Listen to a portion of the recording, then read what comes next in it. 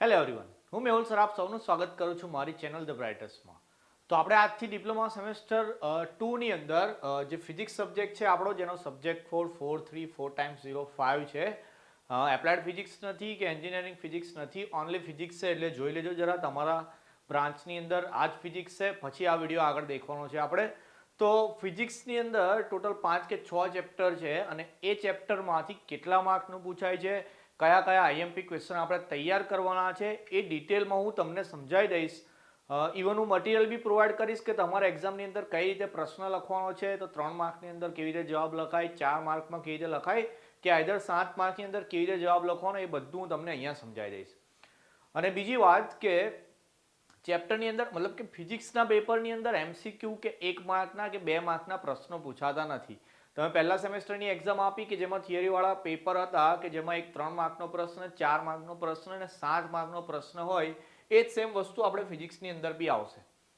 તો થિયરી હોય કે દાખલા હોય, એ બધી વસ્તુ આપણે અહીંયા જોઈ લઈશું. તો વિડીયો લાસ્ટ સુધી જોવાનો છે. ચેપ્ટર નંબર 1 આપણું 13 માર્કનું ચેપ્ટર છે. એમાં કયા કયા પ્રશ્નો કરવાના છે, કેટલા પ્રશ્નો કરવાના છે, કઈ રીતે જવાબ લખવાનો છે, બધું આપણે આ વિડીયોમાં જોઈ લઈશું. તો લાસ્ટ સુધી વિડીયો જોવાનો છે.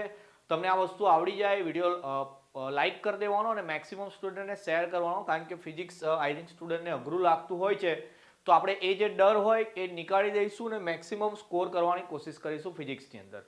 તો જોઈએ આપણે ચેપ્ટર નંબર 1ની અંદર મોસ્ટ આઈએમપી પ્રશ્નો કયા કયા છે. તો અહીંયા અમુક પ્રશ્નોના હું જવાબ આપણી ટેક્સ્ટબુકમાંથી લઈને કરેલા છે, અમુકની હું ઓનલાઈન મટીરિયલ અહીંયા એડ કર્યું છે. આ જ રીતે જવાબ લખવાનો. તો જોઈએ આપણો પહેલો ક્વેશ્ચન કયો છે ચેપ્ટર નંબર 1માંથી.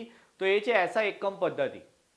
તો તમને ના ખ્યાલ હોય તો સેમેસ્ટર 1ની અંદર બી ફિઝિક્સ આવતું હતું અમુક બ્રાન્ચીસની અંદર. તો એમાં આ જે ક્વેશ્ચન છે 7 માર્કની અંદર પૂછાયો છે. તો એવું જરૂરી નહીં કે આ ક્વેશ્ચન 7 માર્કની અંદર જ પૂછાય. આ ક્વેશ્ચન એવો છે કે જે 3 માર્કની અંદર, 4 માર્કની અંદર કે 7 માર્કની અંદર ગમે રીતે પૂછાઈ શકે છે. લખવાનું શું છે, તો આ ક્વેશ્ચનની અંદર આપણે લખવાનું છે આ રીતે ટેબલ બનાવીને કે એસા એકમ પદ્ધતિ પર ટૂંકનોંધ લખે એવું આવે. તો આપણે આ રીતે એક ટેબલ બનાવવાનું છે કે જેમાં અહીંયા પહેલા ભૌતિક રાશિ લખવાની છે, એના પછી એનો એકમ અને એની સંજ્ઞા 3 વસ્તુ દર્શાવવાની આવે. તો સૌથી પહેલા એવું કહી દઉં કે એસા એકમ પદ્ધતિ શું છે.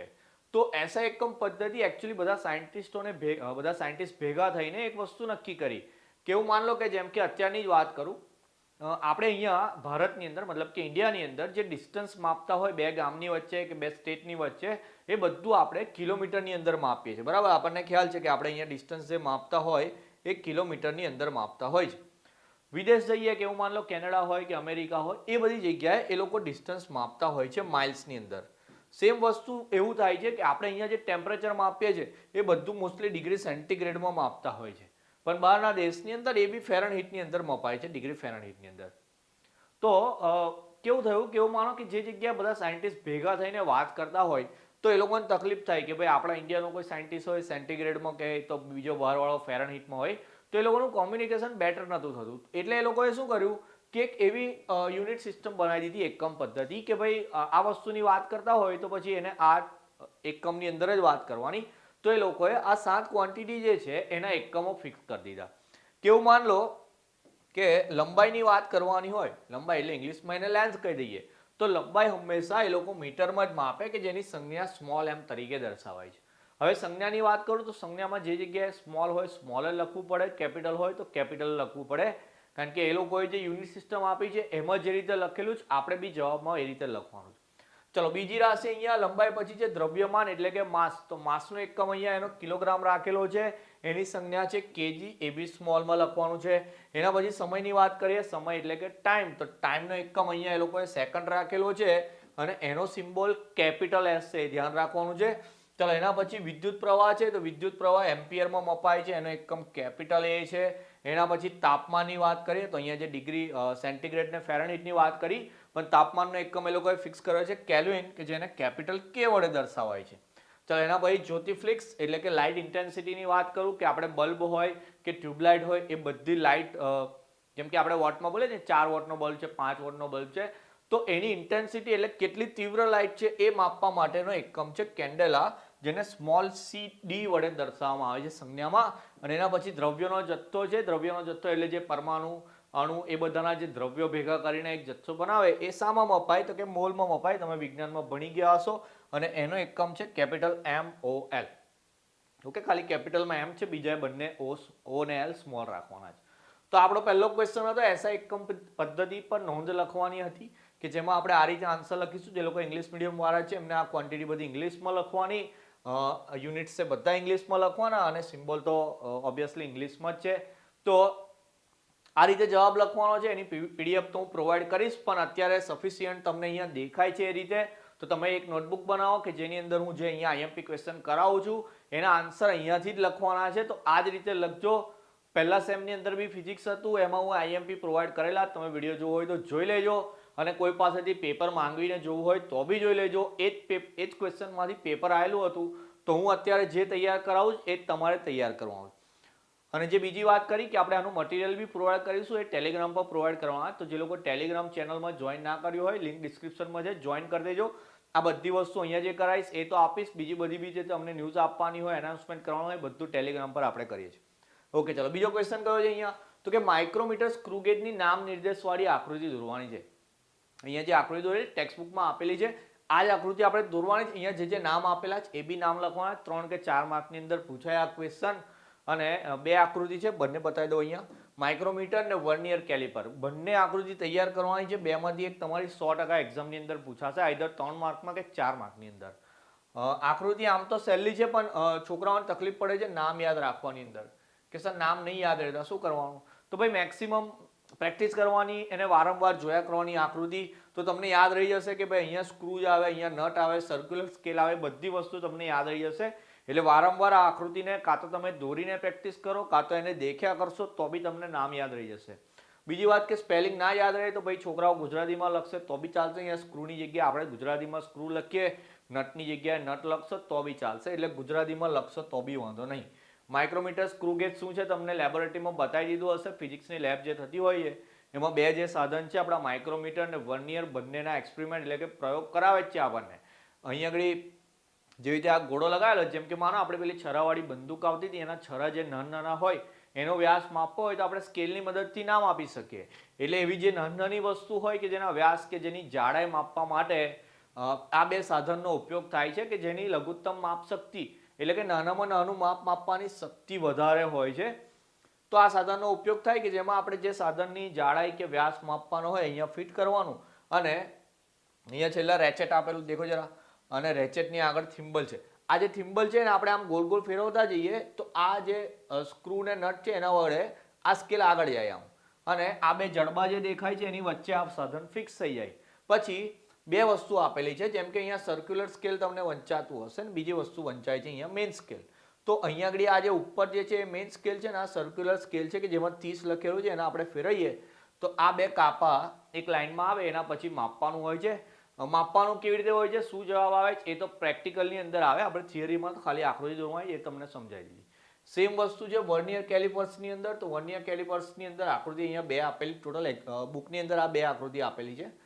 બેમાંથી કોઈ બી દોરો ચાલે, પણ મારી માનો તો અહીંયા આકૃતિ દોરવાની આપણે, કે જેમાં અહીંયા જોવા એટલે કે જડબા આપેલા, તો આ બે જડબા છે એની વચ્ચે સાધન ફિક્સ કરવાનું આવે.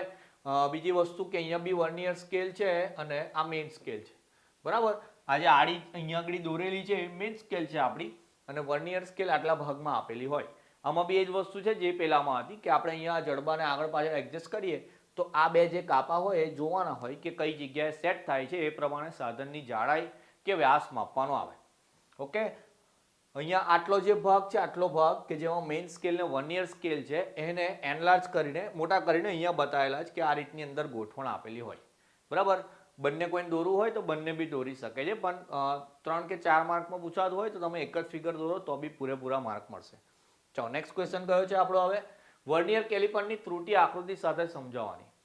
હવે કોઈ બી સાધન હોય એમાં ભૂલ થતી હોય, ભૂલ ને ત્રુટિ કહેવાય વિજ્ઞાનની ભાષામાં, ઇંગ્લિશમાં એને એરર કહેવાય. તો જેમ કે વર્નિયર કેલિપર છે એની અંદર ત્રુટિ આવે તો કઈ કઈ આવે, તો ત્રુટિ એમાં એકચ્યુઅલી બે પ્રકારની હોય, એક પોઝિટિવ એરર હોય અને એક નેગેટિવ એરર હોય. એટલે કે ધન ત્રુટિ, અહીંયા લખી દો ગુજરાતીમાં, એક ધન ત્રુટિ આવે અને એક બીજી આવે આપણી ઋણ ત્રુટિ. અહીંયા તો 0 લખ્યું છે એટલે શૂન્ય ત્રુટિ છે, એટલે ભાઈ સાધનની અંદર કોઈ ભૂલ ના હોય ત્યાંની વાત છે. ઓકે, ચાલો હવે ખબર કેવી રીતે પડે કે કોઈ સાધનમાં ભૂલ છે કે નહીં. વર્નિયર કેલિપર ભૂલી જાઓ કે આપણે સાદો વજન કાંટો હોય કે જેના ઉપર આપણે ઊભા રહીને વજન માપતા હોય, હવે એ વજન કાંટામાં ભૂલ છે કે નહીં કેવી રીતે નક્કી કરીએ કે માન લો ડિજિટલ કાંટો હોય તો ડાયરેક્ટ ભૂલ મળી જાય. ડિજિટલ કાંટાની અંદર આપણે ઊભા રહીએ એ પહેલા એની ઉપર કેટલું વજન બતાવવું જોઈએ? તો કે વજન બતાવવું જોઈએ 0.00 kg. બરાબર, 0.00 kg બતાવે એનો મતલબ કે સાધનની અંદર કોઈ ભૂલ નથી. એના ઉપર ઊભો રહો 69 કે 70 કિલો વજન બતાવે તો એનો મતલબ મારું વજન એટલું જ છે. પણ એવું થયું કે એના પર હું ઊભો રહું, મતલબ કે વજન કાંટો ચાલુ કરું એ પહેલા જ એના ઉપર એવું બતાવે છે ઓકે 2.00 kg એવું બતાવે છે. હજુ હું ઉપર ઊભો નથી રહ્યો, કોઈ ઓબ્જેક્ટ મતલબ કોઈ જ વસ્તુ એના પર નથી, તે છતાં એના પર એવું બતાવે છે કે 2 કિલો વજન છે. એનો મતલબ શું થયો કે સાધનની અંદર ભૂલ છે. ને કેટલી ભૂલ છે? 2 કિલો જેટલી ભૂલ છે. અને ત્રીજા કેસમાં એવું બતાવે છે કે -1.00 kg. આમ તો ડિજિટલમાં એવું માઇનસમાં નથી આવતું, પણ માની લો ઉદાહરણ માટે સમજાવું છું તો -1.00 kg આવે એનો મતલબ કે અત્યારે બી એ સાધનની અંદર ભૂલ છે. હવે થયું કેવું કે જ્યારે 0 હતું ઉપર ઊભો રહ્યો 70 બતાવે એનો મતલબ ફિક્સ છે કે મારું વજન 70 કિલો છે. પણ જ્યારે 2 કિલો બતાવતું હોય એના ઉપર હું ઊભો રહું તો 72 કિલો બતાવશે. તો એમાં મારું સાચું વજન 72 તો નહીં થાય, 70 જ થશે. કેમ? તો કે 2 કિલો તો એની શું હતી? ભૂલ હતી. અને આ જે ભૂલ છે એ પ્લસમાં છે, જ્યારે આ જો ભૂલ છે માઇનસમાં છે. એનો મતલબ કે આ ધન ત્રુટી છે ને આ ઋણ ત્રુટી છે. તો એક વસ્તુ સમજો તમે કે જ્યારે વજન 72 કિલો બતાવતું હતું ને મારે સાચું વજન મારું ચેક કરવું હતું ત્યારે મેં શું કરીશ? તો આ 2 કિલોને બાદ કરી દઈશ. તો જ્યારે ધન ત્રુટી હોય તો એને શું કરવું પડે? તો જે માપેલું મૂલ્ય હોય એમાંથી બાદ કરવી પડે કે ભાઈ 72 ઓછા 2 એવું કરવું પડે. આના ઉપર જ્યારે ઉભો રહીશ તો મારું વજન 69 બતાવશે. એટલે મને તો ખબર છે કે મારું વજન 70 છે, પણ 69 બતાવે તો શું કરવું પડે? તો કે આ જે ઋણ ત્રુટી છે 1 ની એને મારે એમાં શું કરવી પડે? પ્લસ કરવી પડે. તો જે વસ્તુ વજન કાંટા માટે હતી એ જ વસ્તુ અહીંયા વર્નિયર કેલિપર ને માઇક્રોમીટર બંને માટે છે. ચેક કેવી રીતે કરીશું સાધનમાં એ જોઈ લઈએ. અહીંયા તો ડાયરેક્ટ ડિસ્પ્લે પર આવી જતું હતું એટલે ખબર પડી જતી હતી. આમાં કેવી રીતે ચેક કરવાનું હોય તો પહેલા વર્નિયર કેલિપર ફરી એકવાર બતાવું તમને. આ જે વર્નિયર કેલિપર છે આપણું, એ વર્નિયર કેલિપરની અંદર મેઇન સ્કેલ ને વર્નિયર સ્કેલની વાત કરીએ આપણે. દેખો જરા, એમાં આ બંને લાઈન અહીંયા એક જગ્યાએ ભેગી થાય. ઓકે, ચલો અહીંયા મોટું કરીને બતાવેલું. જેમ કે દેખો અહીંયા વર્નિયર કેલિપરનો 0 છે, વર્નિયર સ્કેલનો, અને ઉપર આ મેઇન સ્કેલનો 0 છે. એ જ્યારે બંને એક જ લાઈનમાં હોય, જેમ કે અહીંયા દેખાય છે એક સીધી લાઈનમાં છે, તો એ સીધી લાઈનમાં હોય તો એમાં 0 એરર છે એવું કહેવાય. જેમ કે અહીંયા દેખો, આ અહીંયા 0માં બતાવેલું કે બંને કઈ લાઈનમાં છે? એકદમ સીધી લાઈનમાં છે. ગુજરાતીમાં આપણે એવું લખવાનું છે, શૂન્ય ત્રુટી એવું ટાઇટલ માઇન્ડ લખીએ કે જ્યારે વર્નિયર સ્કેલનો 0 અને મેઇન સ્કેલનો 0 એ બંને એક સાથે એક સીધી લાઈનમાં આવેલા હોય તો એ સાધનની અંદર શૂન્ય ત્રુટી છે એવું કહેવાય. ધન ત્રુટીમાં કેવું છે? તો દેખો, ચાલો ધન ત્રુટીમાં કેવું છે તો કે નીચે વર્નિયર સ્કેલ છે, ઉપર મેઇન સ્કેલ છે. તો વર્નિયર સ્કેલનો 0 એ મેઇન સ્કેલના 0 કરતા સેજ કઈ બાજુ ખસેલો છે? તો કે ડાબી બાજુ ખસેલો છે. બરાબર. અને આમાં દેખો જરા, વર્નિયર સ્કેલનો 0 એ મેઇન સ્કેલ કરતા, ઓકે ચલો આમાં ભૂલ થઈ ગઈ છે, પ્રિન્ટિંગ મિસ્ટેક છે. આમાં વર્નિયર સ્કેલનો અહીંયા આગળ કાપો ડાબી બાજુ છે, અહીંયા હું લખી દઉં છું, અને આમાં જમણી બાજુ છે. ઓકે, ચાલો કેવું છે ફરી એકવાર એક વ્યાખ્યા કહી દઉં કે જ્યારે વર્નિયર કેલિપરમાં વર્નિયર સ્કેલનો 0 એ મેઇન સ્કેલના 0 કરતા સહેજ જમણી બાજુ ખસેલો હોય તો ત્યાં ધન ત્રુટી છે એવું કહેવાય. ઓકે, અને નેગેટિવ માટે એવું લખીશું આપણે કે જ્યારે વર્નિયર સ્કેલનો 0 આંક મેઇન સ્કેલના 0 આંક કરતા સહેજ ડાબી બાજુ ખસેલો હોય તો એ સાધનમાં ઋણ ત્રુટી છે એમ કહેવાય. એક એક વાક્ય લખી દીધી આપણે. આ બંને આકૃતિ બી દોરવાની, પછી એક મુદ્દો લખવાનો જેવો વજન કાંટામાં લખાયો હતો એમ, કે જ્યારે વર્નિયર કેલિપરમાં ધન ત્રુટી હોય તો માપેલા મૂલ્યમાંથી સાચું મૂલ્ય મેળવવા માટે ત્રુટીને શું કરવી પડે? બાદ કરવી પડે. બરાબર, પ્લસમાં જવાબ આવતો તો સહેજ વધારે એટલે એને બાદ કરવો પડે. અને સેમ લાઈન આમાં લખીશું કે જ્યારે વર્નિયર કેલિપરમાં ઋણ ત્રુટી હોય તો સાચું મૂલ્ય મેળવવા માટે માપેલા મૂલ્યમાંથી ત્રુટીને ઉમેરવામાં આવે છે, એટલે કે પ્લસ કરવામાં આવે છે. ક્લિયર છે? તો આ રીતે આ બે આકૃતિ 3 દોરી દેવાની. આમ તો કહું ખાલી સ્કેલ દોરવાની તો વાંધો નહીં આવે.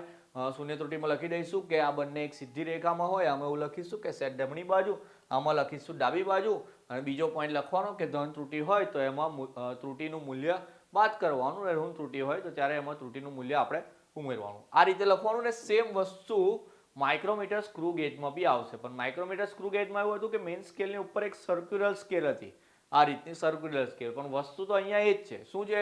બંનેના શૂન્યના કાપા એક સીધી રેખામાં હોય તો એને 0 એરર કહેવાય, એટલે કે શૂન્ય ત્રુટી કહેવાય. પોઝિટિવની અંદર દેખો જરા, આ જે છે આપણો એ આપણી મેઇન સ્કેલ છે. બરાબર, અને આ જે છે એ સર્ક્યુલર છે, સર્ક્યુલર. તો કેવું છે કે જ્યારે સર્ક્યુલર સ્કેલનો 0 એ મેઇન સ્કેલના 0 કરતા કઈ બાજુ ખસેલો છે? અહીંયા નીચે બાજુ. તો કઈ ત્રુટી છે? અહીંયા ધન ત્રુટી છે. અને આમાં દેખો જરા કે આ સર્ક્યુલર સ્કેલનો 0 એ મેઇન સ્કેલના 0 કરતા કઈ બાજુ છે? ઉપરની બાજુએ છે. તો આ કઈ ત્રુટી થઈ ગઈ? આપણી ઋણ ત્રુટી થઈ ગઈ. એક એક મુદ્દા લખી દીધા બંનેના.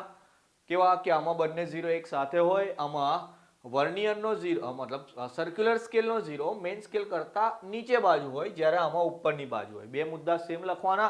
અને આમાં બી એવું જ છે કે જ્યારે ધન ત્રુટી હોય તો ત્રુટીનું મૂલ્ય આપણે બાદ કરવું પડે, અને ઋણ ત્રુટી હોય તો ત્રુટીનું મૂલ્ય આપણે એમાં ઉમેરવું પડે.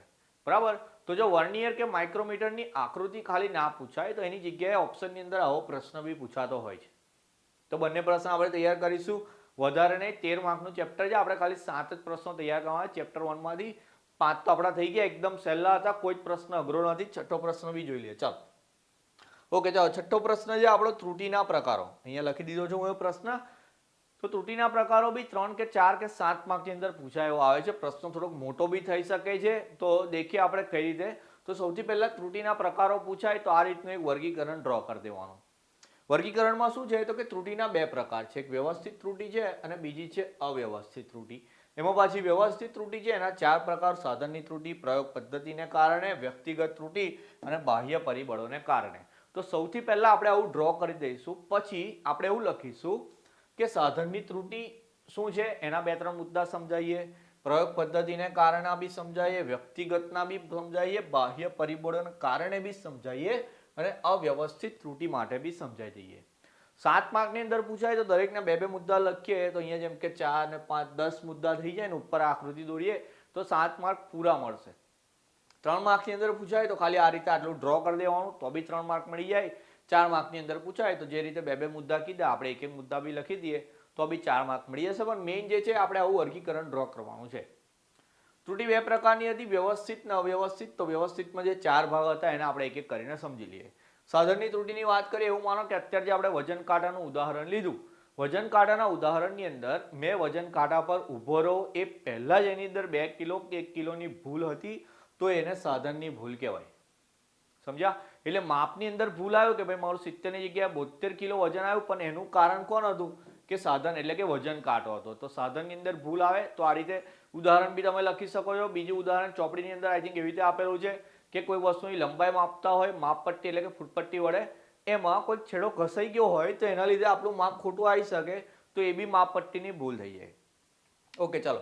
બીજી પ્રયોગ પદ્ધતિને કારણે, કે પ્રયોગ કરવાની ટેકનિક ખોટી હોય એવું માનો કે બીજી રીતે કહું કે એમાં ઉદાહરણ એવું આપેલું છે કે થર્મોમીટરથી આપણું તાપમાન માપી શકાય. તો કોઈક વ્યક્તિ બગલમાં મૂકીને માપે તો એ ટેકનિક ખોટી છે. આપણે જે રીતે ડોક્ટર માપે આપણું કે મોઢામાં મૂકીને ચેક કરવાનું હોય ટેમ્પરેચર, તો ટેકનિક જો ખોટી આપો તો બી જવાબ ખોટો આવી શકે. એટલે એકચ્યુઅલ તાપમાન જે બોડીનું હોય તે બગલમાં નહીં બતાવે. એટલે તમારી ટેકનિક ખોટી હોય, પ્રયોગ પદ્ધતિ ખોટી હોય તો બી એરર આવી શકે છે. ચલો, એના પછી વ્યક્તિગત ત્રુટી. માણસની જ અંદર ભૂલ હોય, બરાબર, કે માણસને ટેકનિક ના આવડતી હોય, માણસને સાધનનો ઉપયોગ કરતા ના આવડતો હોય, તે છતાં એ પ્રયોગ કરવા જાય તો એની એ જે ભૂલ આવે તે વ્યક્તિના લીધે આવેલી હોય.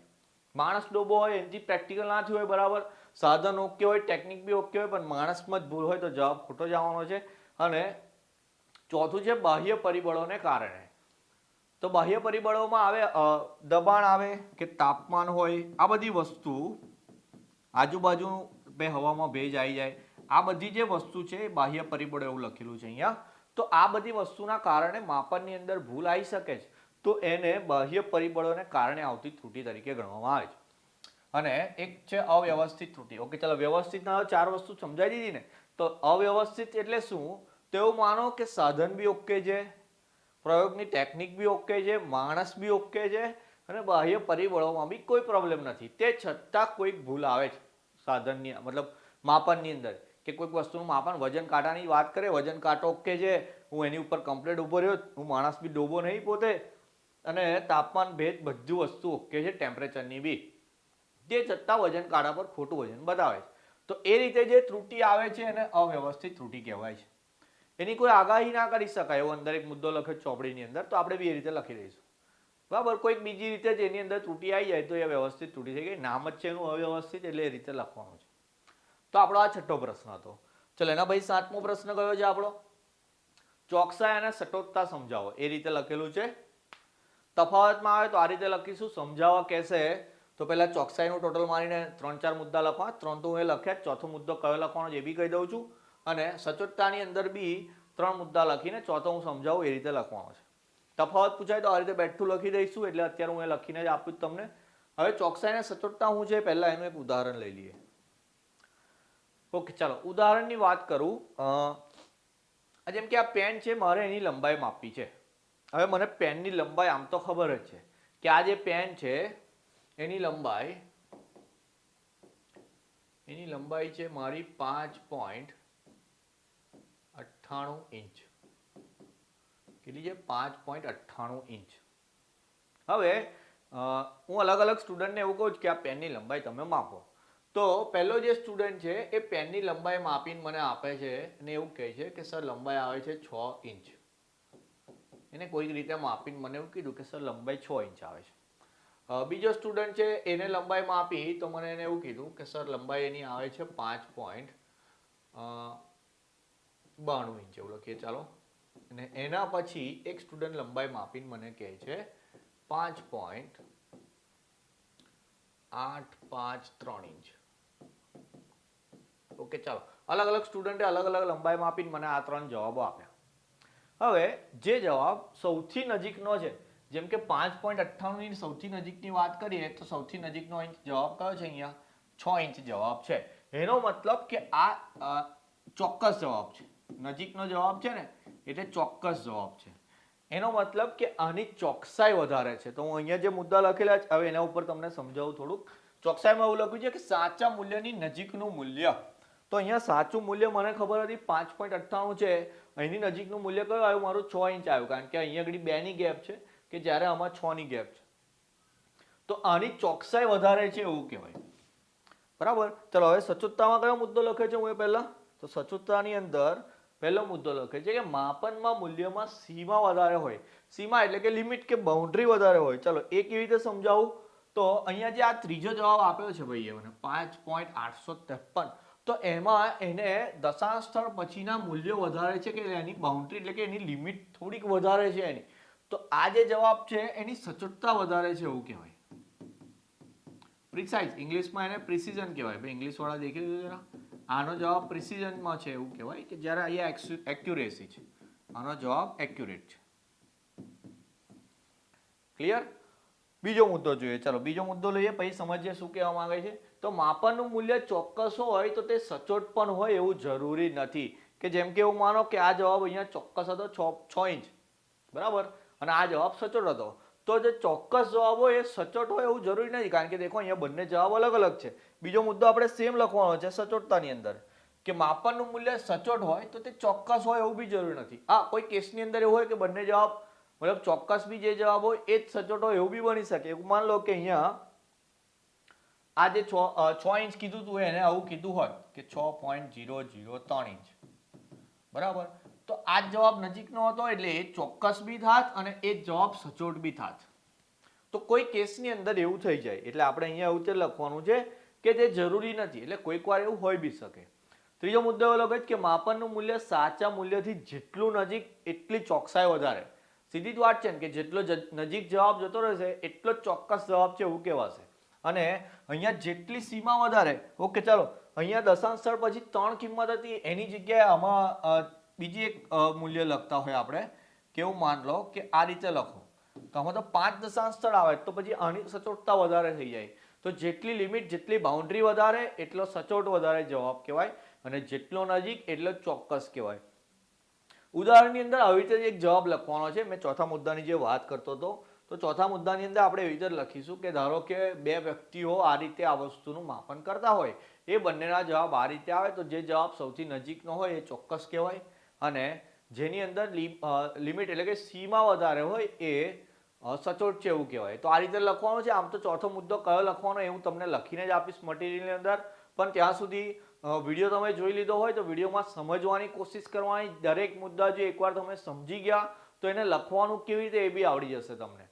તો આ તો આપણું ચેપ્ટર નંબર 1 કે જેમાં 13 માર્કનું પૂછાય છે એક્ઝામની અંદર અને આપણે 7 પ્રશ્નો તૈયાર કરવાના હતા. તો એ 7 એક ચોપડાની અંદર સારા અક્ષરે લખી દેવાના અને 7 જ પ્રશ્નો તૈયાર કરવાના છે તો એકદમ પાક્કા કરી દેવાના. તો આપણા એક્ઝામની અંદર 13 માર્ક ક્લિયર થઈ જશે. ફિઝિક્સની અંદર કહી દઉં કે ફિઝિક્સનો ડર રાખવાનો નથી. ફિઝિક્સ એટલો અઘરો વિષય છે નથી. હું દરેક ચેપ્ટરની અંદર આ રીતે સમજાવીશ. આઈએમપી ક્વેશ્ચન બી તમને આપી દઈશ. તો મારી સાથે સાથે તૈયારી કરવાની. ચેનલ પર ન હોય તો ચેનલને સબસ્ક્રાઇબ કરી દેજો, નોટિફિકેશન ચાલુ કરી દો. ચેપ્ટર નંબર 2 આવે તો તમને ખબર પડી જાય. અને આ ચેનલ પર આપણે ફિઝિક્સ સિવાય બીજા બધા વિષય બી છે, આપણા મેથેમેટિક્સ દરેક વસ્તુનો અભ્યાસ કરીએ છીએ. તો ઇગ્નોર કરવાની જરૂર નથી ચેપ્ટરને, મતલબ ચેનલને. તમારે મને સપોર્ટ કરતો રહેવાનો છે. હું તમને આ રીતે હેલ્પ કરતો રહીશ. તો નેક્સ્ટ વિડીયોની અંદર ચેપ્ટર નંબર 2 સાથે મળીશું. ત્યાં સુધી તમારું ધ્યાન રાખશો. જય હિન્દ, જય ભારત.